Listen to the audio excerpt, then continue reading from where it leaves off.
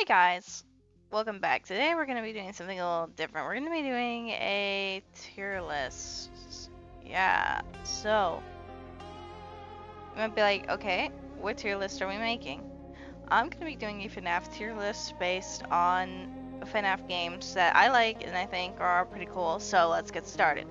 We have S, A, B, C, D, E, and F tier. There are 12 games in total. I'm not doing the fan games because I can't properly judge the fan games because I haven't played the fan games. So I think that's fair. Alright, so we'll start with the first one here. I think this is Five Nights at Freddy's 2 VR. I have not played the second VR one. I've only seen it. But the very first Steel one in VR was definitely S tier. But since I can't give a valid opinion, I'm not going to say that it's bad. So for that reason, I'm going to put it in, I would say, probably B tier. Well, no, I'll put it in S tier. A, yeah. Because I've seen the gameplay of it, and I liked it. I just haven't been able to buy it for my VR. Alright. Next one I'm gonna do is the very first Steel Wool Five Nights at Freddy's VR. Okay. I played this on my PlayStation with the PS4 VR. This game was freaking lit. When I tell you I loved playing this one, I loved playing this one. The jump scares were amazing and super scary, and I really think that Five Nights at Freddy's VR by Steel Wool was so cool because I loved how the animatronics could just walk up on you. I loved the detail. I loved Glitch Trap in the background. That was really cool. That's also when I got into Eddie VR. Him calling Chica Kentucky was very funny. In terms of gameplay, I really liked it because I've always been a big fan of Five Nights at Freddy's, and being able to go in VR and like experience the animatronics coming at you, and then the Dreadbear DLC was like spooky and fun. Like when you played Five Nights at Freddy's 4 levels in Help Wanted, it really like made me super scared, and I think like everything was just really well done. It was very well rendered. I have to say Steel Wool did an amazing job on that, and I really liked that. So 100% S tier for me because it was really spooky and scary, and I really felt like I was in the game. And as a Five Nights at Freddy's nerd, you know, that's something that's like really cool. Because I don't know, I just really enjoy being able to be in the game, especially if it's a game that you really like. It definitely makes a difference. So 100% S tier on that one. Let's see what our next one is going to be. Help Wanted. Or, well, this is the Pizzaplex. Okay. So I have mixed feelings about the Pizzaplex. And I will say this because when Security Breach first came out, okay, gorgeous game, but it was very laggy. And that's the only thing that I didn't like about it, because I liked the game, but like some things just wouldn't work or would glitch out. The story was interesting, I liked the characters, but in terms of scary, it didn't give that scare feel that I like in Five Nights at Freddy's. I think my favorite character was probably just fun. Freddy, my bad. Glamrock Freddy. I'm talking too fast. Because I really liked him. But in terms of like gameplay itself, the game just kind of let me down. It was like really glitchy. I don't want to put it in like D tier because it wasn't a bad game, but in terms of like my favorite, even though it's like one of the newer ones in the series, I'm putting it in C tier because it just really wasn't. It wasn't my thing. I didn't get scared. I didn't really enjoy it that much. So I couldn't really like give it that high of praise because it just really. It's not bad. It's really not. It's a good game. It's fun, but I just wasn't scared. I was having more fear from Security Breach Ruin than I did regular old Security Breach. Let's see. This one I think is the VR one, AR one with your phone. It's okay. Like, I get the concept, Freddy coming into the real world, but again, like,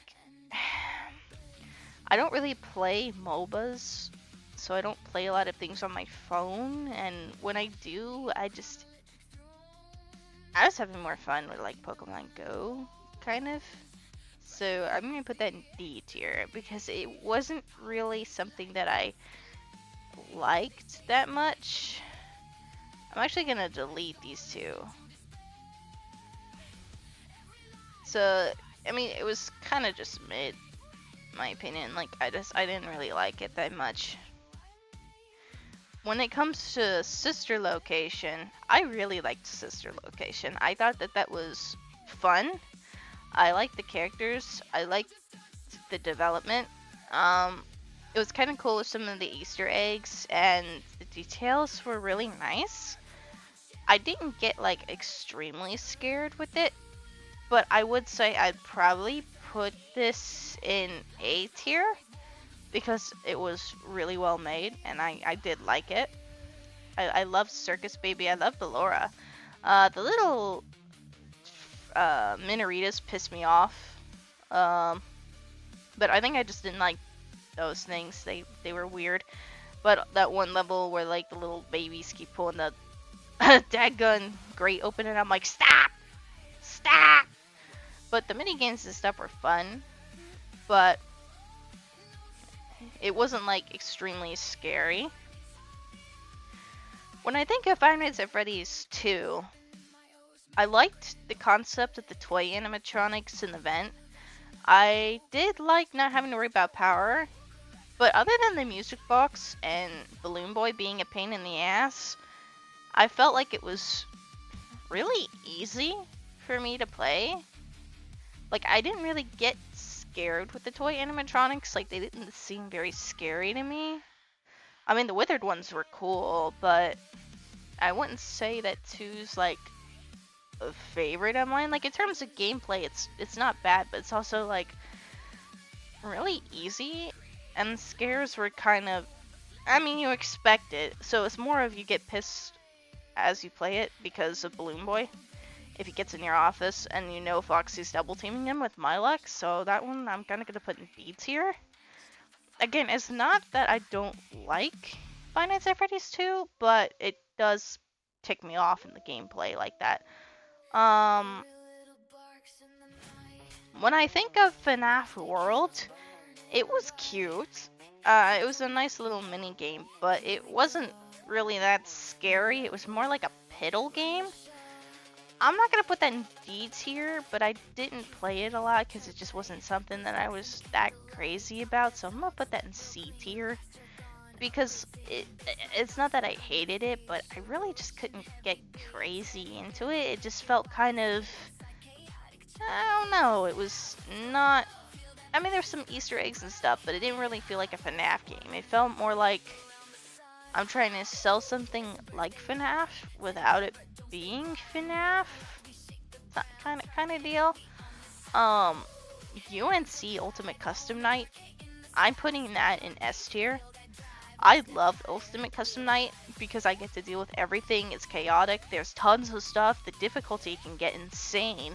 And it's just really fun. I love the voice acting for all the characters. Each one has a personality. There's Easter eggs, and it's just really fun. I enjoy, like, going around and playing. Like, I definitely would say Ultimate Custom Night is a favorite of mine. It's a fun one to play. I really like how, like, you have to manage all kinds of different animatronics, and also it introduced Henry the Hippo, or Orville. No, Orville and Henry, I think. And I just love when he sat there and died in, like, for 5 minutes. Just like, my friend Orville, we made a sandwich. And you just hear like this whole expose. It's just so funny to me. I really, really liked it. So I definitely put Ultimate Custom Night in S tier. That one was like very fun for me. Um, when we get down to Pizzeria Simulator, I did play that one quite a bit. I'll put that in A tier. I liked the night shift. It was really cool how the animatronics come along, and some of the story expositions were great. I enjoyed making my pizzeria. I did enjoy that, but I think I like Ultimate Custom Night a little bit more, just because I feel like I could kind of like fight all the animatronics I like at the same time. So if I wanted to make something like absurdly difficult, I could, because why not? We might have to do that sometime. Try to play 2020 mode and with all the animatronics on, because I have no chill. But yeah, I think Pizzeria Simulator was cute. I like the repair and the animatronics aspect. That was kind of neat. Let's see. Five Nights at Freddy's 3. Okay. So, I'm not gonna say Five Nights at Freddy's 3 is my favorite, but I really did like the ghost animatronics. This is when they first introduced Springtrap, and I love Springtrap, okay? Like, I thought he was cool. I thought the theme of Five Nights at Freddy's 3 was really cool, but I don't really want to put it in S tier, and here's my reason. You're only really dealing with one enemy, which is cool. Like, the other ones are more like kind of obstacles, but I don't know, like, it's not as scary with just Springtrap, but then again, like, I've made so many memes about Springtrap that I'm like, hey, Springtrap! So I can't really, I mean, it's fun, so I don't want to put it in like C tier or D tier, so I think I'm gonna just put it in A tier, because I do like it. I mean, it's not bad, but it's not like extremely the best. Actually, you know what? I'll put it in B tier, because it's not like the best, but I'm not gonna say it's the worst either. Or when I go to Five Nights at Freddy's 1, that's the OG. Like, that's where I have a lot of memories watching Markiplier stuff. And in terms of gameplay, I do enjoy Five Nights at Freddy's 1. It's fun and challenging. I can sit there and talk. And I remember when I took a couple tries to beat the last night, and the secret night, it was so fun. Because it's a blast. I do like playing the original one, because you gotta kind of time the AI, because it's not the same every time. They change. There's a bunch of different strategies and Easter eggs. Plus, it's just got a special place in my heart, because, you know, that's like the game that started it, and I just really loved it. Now, Five Nights at Freddy's 4 is an instant S tier. And you might be asking, okay, Cosmic, that's cool, but why did you instantly put it in S tier? Let me explain. Five Nights at Freddy's 4 was just freaking peak. Okay, the story was great and brutal. Loved it. Also, the child's bedroom was super spooky. I loved Nightmare Freddy. Nightmare Foxy, it was looking like awesome. The little freckles on the bed you had to manage. It was so spooky because it uses sound instead of like visual cues that you had to find, and it was just like really spooky, and I just really, really enjoyed that. The levels got progressively harder, and like you really have to pay attention because you can easily die in Five Nights at Freddy's 4. So it's a really great challenge. The scares were really amped up, like yeah, cooking, absolutely cooking. I love this game, and then I also loved watching Markiplier play this game as well. So I would definitely say that that is 100% an S tier game. So, ladies and gentlemen, I think I have my Fnaf tier list ready for you guys. So, we have 1 in D, 2 in C, 2 in B, 3 in A, well, 4 in A, my bad, and then 3 in S. And I think this is my tier list. Let me know what you guys think, if you agree, in the comments, and I think we might do another one again sometime, yeah? Alright, have a good one, guys.